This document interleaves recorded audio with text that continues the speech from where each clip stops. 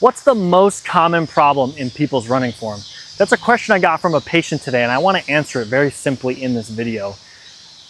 Cadence is very important when we think about proper running form, okay?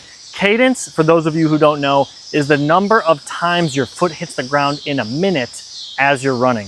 Typical cadence ranges can be anywhere between 140 steps per minute all the way up to 200 steps per minute. And typically the people who have cadences below 165 steps per minute run into problems, and they would benefit on increasing their cadence definitely above the 170 range. So I've done a lot of running gait evaluations, running gait analysis in my career. I've worked with a lot of different runners. I've spoken to a lot of different groups. I've done running gait workshops, and over the years I've just come harder and harder on the simplicity of just making sure that your running cadence is above 165.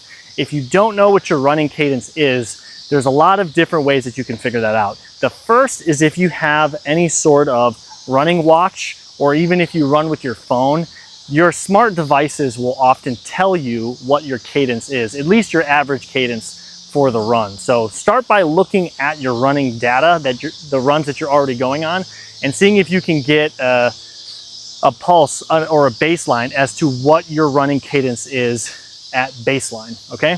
It's also important to pay attention to what speed or what pace that cadence is being measured at, because if that cadence number is below 165, you're gonna wanna work on increasing your cadence, but you want to keep the speed variable constant. You don't want to just run faster to increase your cadence. You want to keep the speed variable the same and take more steps. That will result in you taking shorter steps, shortening your stride. You want to take short, quick steps is the proper way to run, and that's the way to run to avoid injury. So if your running cadence is below 165, it's a really good idea to start working on bumping that up above 170. So if you haven't tried that, start there. I'm sure there's a lot of other videos online about implementation of that, but if you haven't thought or worked on improving your cadence to improve your running, that's the first place to start. If it's below 175, get it above 170 at least.